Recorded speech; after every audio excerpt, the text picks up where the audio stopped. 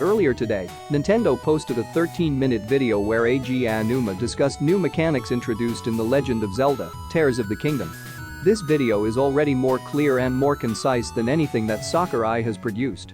Sakurai needs around 40 minutes to talk about one DLC character, whereas Aonuma needs just 10 minutes to talk about his entire game. So here is where Aonuma and Nintendo get this right. Hello everyone. I'm Eiji Aonuma, producer of the Legend of Zelda series. First, I have some news. Development on The Legend of Zelda: Tears of the Kingdom is now complete. Thank you very much for waiting. Many of you are looking forward to this game, and we've released a few trailers so far. Although it'll just be a brief glimpse, I'm going to actually play the game for you all today and show you what it's like. Okay? Let's begin. Ta-da! He needed only less than a minute to start the video and get to gameplay. All he did was say that the new Zelda game is coming soon and explain what the video was about. No explanation of what The Legend of Zelda is. No long-winded story of Aonuma and somebody at Nintendo. He's creating a product and his job is to sell it to you. What a novel concept. Here we are in the land of Hyrule. Like The Legend of Zelda: Breath of the Wild, there's a vast world to explore. Of course, it's not just the same world as is. It's changed in many ways. If we talk about all of the changes today, we'll run out of time, so we hope you'll seek them out for yourself when the game launches. Fantastic. He is not going to play the entire game like Sakurai would. He will leave it up to our imaginations to speculate on what the game has in store for us until we actually play it. Wow. That's so intriguing. This concept of leaving it to our imaginations must be some 21st century concept, right? Now he did explain that this world is the same as Zelda: Breath of the Wild. And of course, you can't just do that and call it a day. You need to offer new features to consumers so you can convince them to put down another $70. In this game, the vast world of Hyrule reaches high into the sky. You'll notice some landmasses floating up there. We call them Sky Islands. You're probably wondering something. How do you get to the Sky Islands when they're so high up? If we take a look, oh, something's falling from the sky. Do you see it? I wonder what that is. Let's head over to it. We're almost at the spot where the object fell. Nice. We didn't have to sit there and watch him have to run over there and climb that entire wall. But for some reason, Sakurai will do the same move 20 different times and do nothing to cut down the length of his videos. Here it is. Okay, let's use one of Link's new abilities. If you do this on the rock that just fell...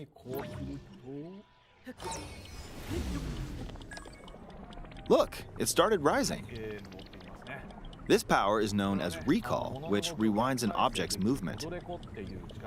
Since I just used recall on the fallen rock, I can now rise into the sky. We're a lot closer to the Sky Islands. Let's use the paraglider to reach one of them. There are a few other Sky Islands floating here too. I made it.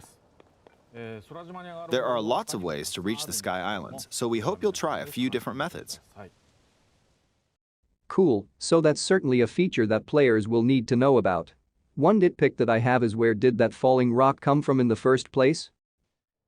Okay, now we're on a slightly bigger Sky Island. Just like on the surface, there are several man-made structures. Some trees are also growing here. You won't see many of those yellow trees on the surface, though.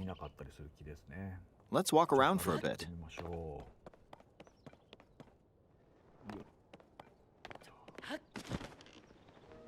There's a branch on the ground. When you find something like this, you should pick it up. It might come in handy later. Let's continue. Oh, something's there.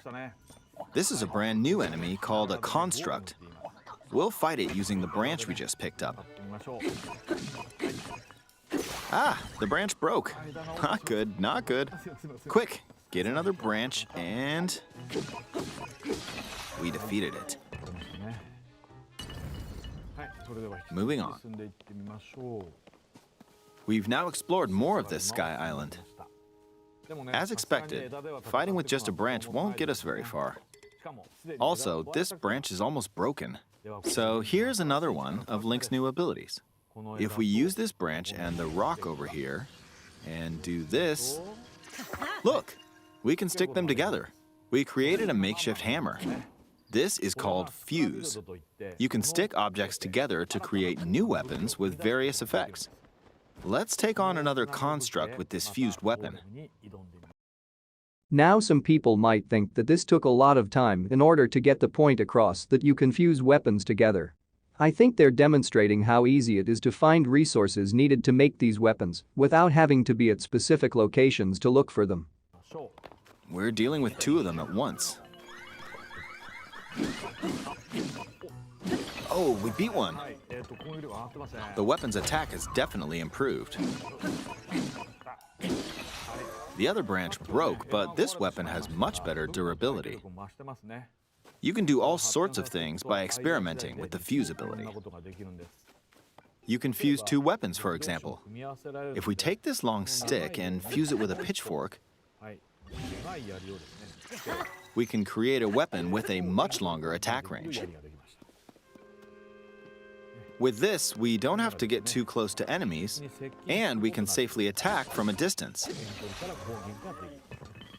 You can also fuse arrows with materials in your inventory. For instance, try fusing this leaf to an arrow. Fuse an ice elemental material to an arrow and you can freeze faraway enemies. Very useful.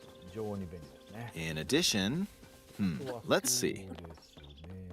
Ah, there's a bird flying around. If you're out hunting, you might feel that aiming with an arrow is too difficult. Apparently, my eyes can't track fast-moving objects as of late, so my shots rarely land.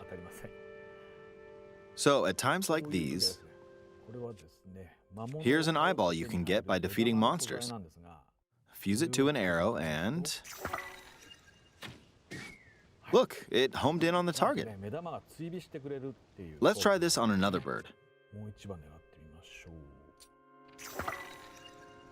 I'll just fire in that general direction. It's very simple. Depending on what you stick together, the fuse ability could also be beneficial for hunting. I fused a mushroom to my shield. Now, you're probably wondering if this has any use. Well, this mushroom is actually a puff shroom. Let's fight an enemy with this. I blocked with the shield. Okay, there's smoke now. The enemy's lost sight of Link, so attack! Even if you struggle with combat, you can take down enemies using similar methods. So that was more examples of resources you can fuse with weapons to help in battles. In the previous game, you'd usually get powerful weapons by defeating strong enemies. But in this game, fusing even the weakest weapon with something else could turn it into a useful weapon. There are even more gameplay options for sticking things together. Let me demonstrate. Some of the Sky Islands even have rivers. We'll want to cross this one, but swimming across it, well, the river's too wide for that. We need a boat. Of course, there isn't anything that resembles a boat around here. So, we'll lift up this log and attach it to a second log. Let's do one more. We'll bring this over here and attach a third log. It's a makeshift raft. This is another new ability called Ultra Hand. Even though the logs are currently attached, they can be detached. Let's modify the shape of the raft. You can always attach things or detach them like this. Now, if we put this on the water, It's made of wood, so the buoyancy will keep it afloat. We've made a simplified version of a boat. However, it won't move in its current state, so we'll need something to propel it forward. This reminds me of a game that Banjo-Kazooie fans refuse to buy. There's something here. Let's try hitting it. Oh, wind. It's blowing wind. Looks like we found a fan. Why don't we try attaching it?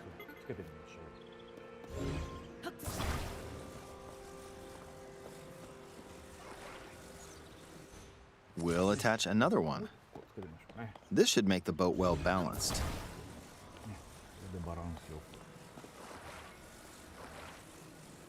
Okay, they're attached.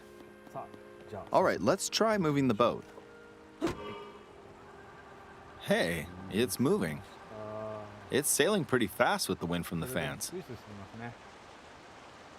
Since we added 2 fans, we should be able to cross the river in no time. All right, we reached the other side.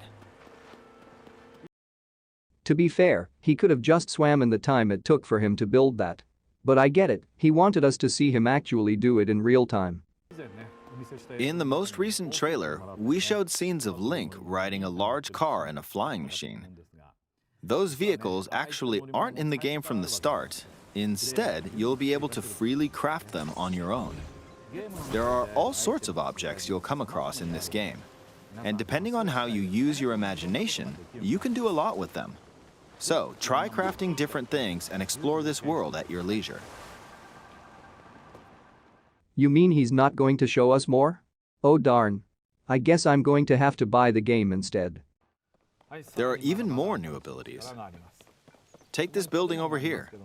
Okay, watch this. Look, I passed right through the ceiling. This new ability is called Ascend. If you're in a place with a ceiling, you can go through to the floor above you. There are some restrictions, but what's great about this ability is that as long as there's a ceiling, you can use it anywhere. For example, this place has a cave with a hill right above it. If we use the ability here,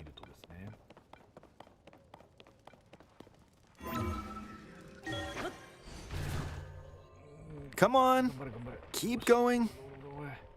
Okay, we emerged at the top of the hill.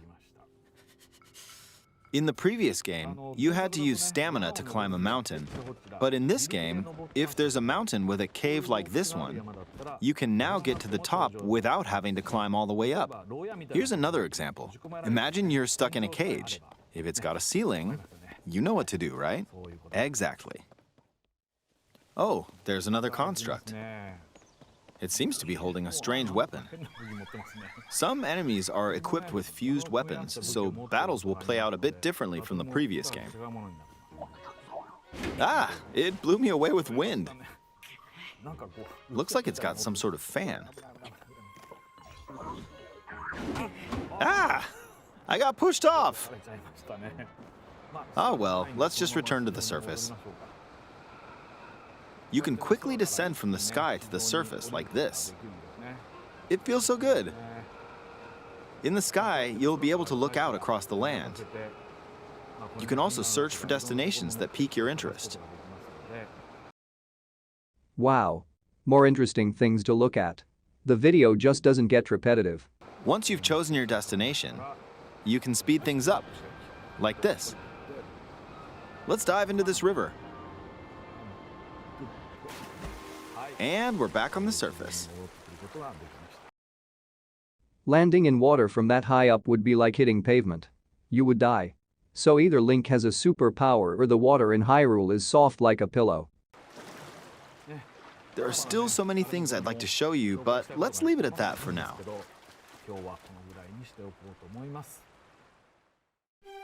What did you think? Some of Link's new abilities were updated from the previous game.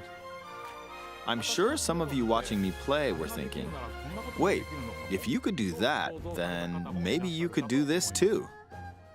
He said the quiet part out loud. In this game, you can do a lot of things just by thinking about what's even possible.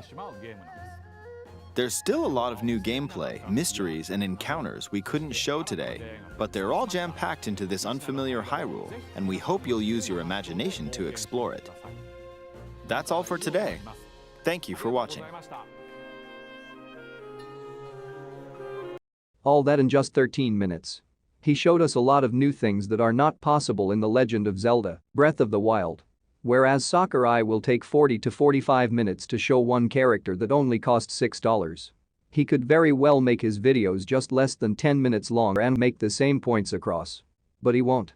He wouldn't be Sakurai if he didn't.